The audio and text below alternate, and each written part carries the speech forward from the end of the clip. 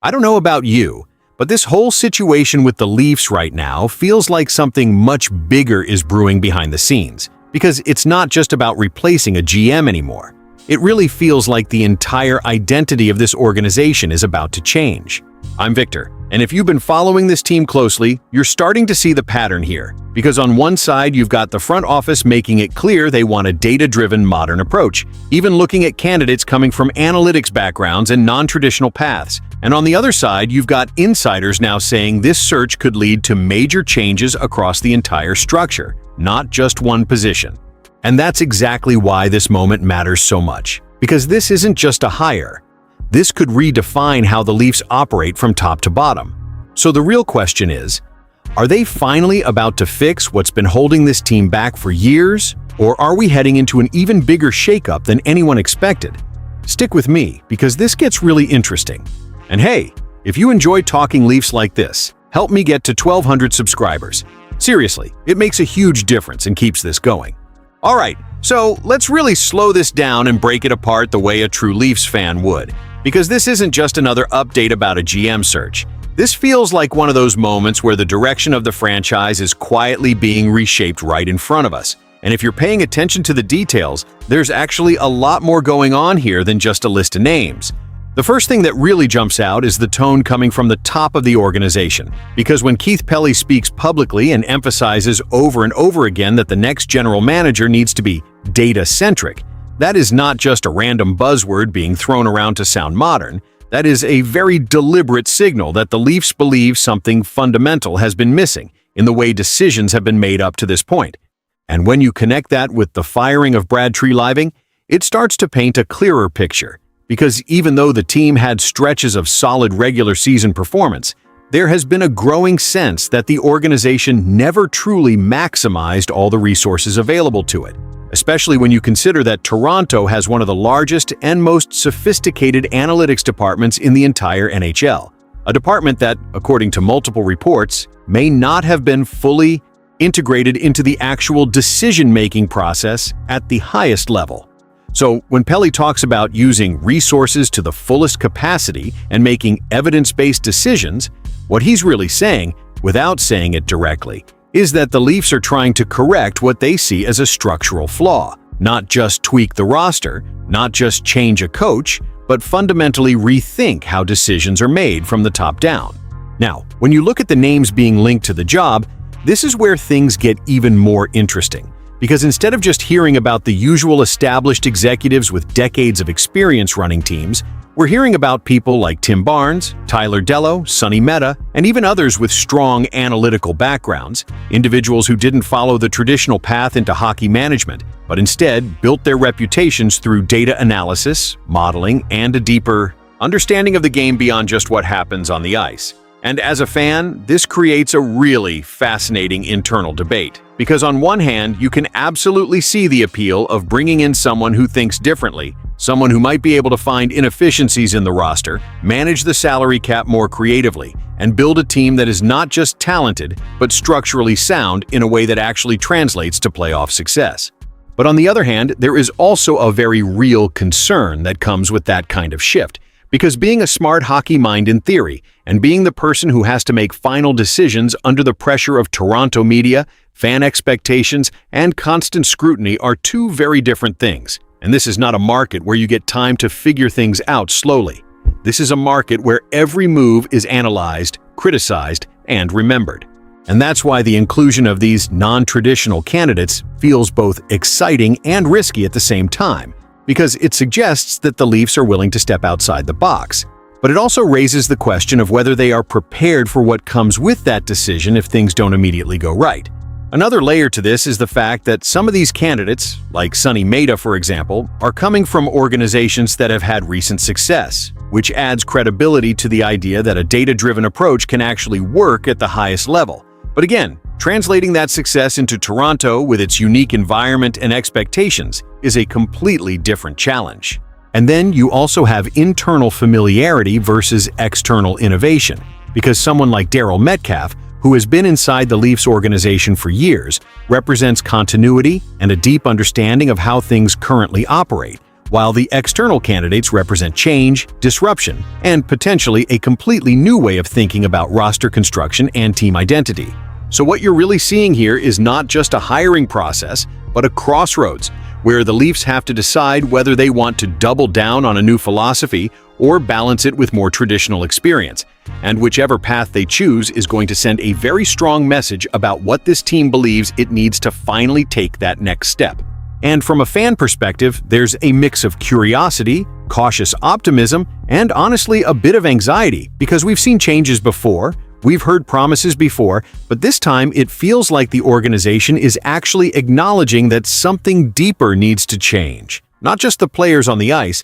but the thinking behind the scenes. Now, the reason this becomes even more intriguing is because this search might not be happening in isolation, because the more reports that come out, the more it sounds like this is just one piece of a much bigger transformation happening inside the organization. And if that's true, then the next move the Leafs make might not just be about who they hire, but about how many changes are still coming that we haven't even fully seen yet. Now, when you look at this second update, this is where everything starts to feel even bigger than just a simple GM search. Because what's coming out from insiders like Elliott Friedman is not just about who the Leafs might hire, but about the possibility that the entire structure of the organization is about to go through a much deeper transformation than most people initially expected. And as a fan, that should immediately grab your attention, because this is not something that happens lightly in a market like Toronto. What really stands out here is the consistency in the messaging behind the scenes, because the same idea keeps coming up again and again, which is that after Brad Treliving was let go, Keith Pelly didn't just make a change and move on, he brought everyone together internally and made it very clear, not necessarily through direct words, but through tone and direction, that the organization has not been maximizing its full potential, especially when it comes to resources, structure, and decision-making processes. And when multiple people inside that room walk away with the impression that major changes are coming, that tells you this is not just about hiring one new general manager and calling it a day. This is about redefining how the Leafs operate at multiple levels, from front office structure to possibly how decisions are filtered, evaluated, and executed going forward. Another key detail here that really adds weight to everything is the fact that the Leafs still haven't even asked for permission to speak with candidates under contract, which might seem like a small detail at first, but if you think about it, it actually shows that they are being extremely deliberate, almost cautious about how they approach this process, as if they are trying to fully understand what they want to build before they commit to any one direction. And then you have the continuation of a name we already talked about earlier, Sonny Mehta, popping up again, which is not random at all, because when the same profile keeps appearing in multiple reports from different angles, it usually means that internally there is real interest in that type of candidate, someone who fits exactly into that data-driven, modern thinker mold that Pelly has been emphasizing so heavily. From a fan perspective, this creates that mix of anticipation and tension, because on one hand, you can feel that the organization is finally acknowledging that something deeper needs to change, but on the other hand, there is still so much uncertainty about what the final structure will actually look like, who will have the final say, and how quickly all of this can translate into real results on the ice. And that's the part that honestly makes this whole situation feel like one of the most important turning points for this team in years. Because if they get this right, if they build a front office that is aligned, modern, and capable of making smarter, more efficient decisions,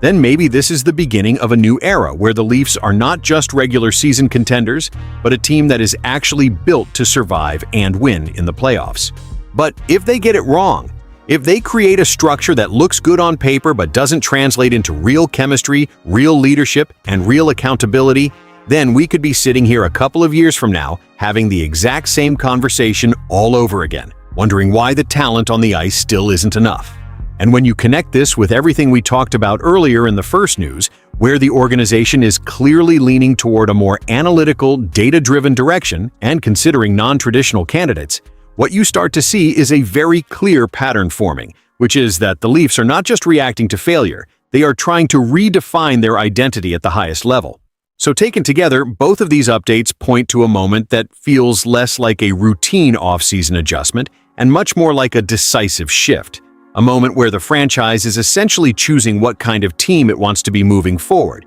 and whether it's going to fully commit to a new philosophy or try to balance it with the old ways that haven't quite gotten them where they want to go. And as a fan, that leaves you with a mix of cautious hope and that familiar feeling of, we've been here before. Because yes, there is real potential here for things to finally change in a meaningful way, but at the same time, this is Toronto, and until we actually see the results on the ice, until we see this team perform when it really matters, there's always going to be that underlying expectation that actions need to match the promises this time around. And when you zoom out and really take everything into account, what this second wave of information confirms is that the Maple Leafs are not just going through a simple transition period, they are entering a moment where every decision from here on out is going to define whether this team finally breaks through or continues to repeat the same cycle that has frustrated this fan base for years. Because when insiders are consistently talking about major changes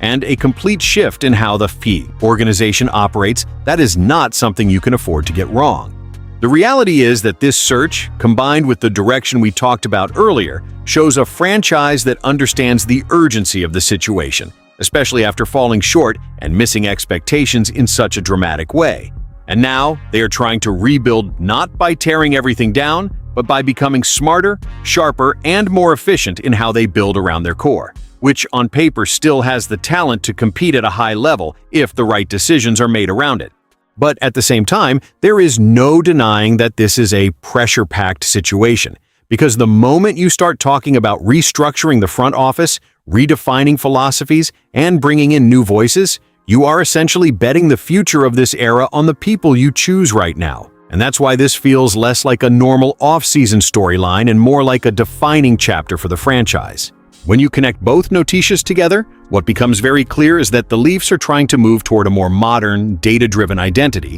while also preparing for broader structural changes behind the scenes. And that combination can either elevate this team to a new level or create even more instability if it's not handled correctly, which is why the next few decisions are going to carry so much weight. As a fan, you can't help but feel that mix of cautious optimism and guarded skepticism, because on one hand, it does feel like the organization is finally acknowledging deeper issues and trying to fix them properly. But on the other hand, we've seen promising directions before that didn't translate into post-season success. So there is still that need to see real results before fully buying in.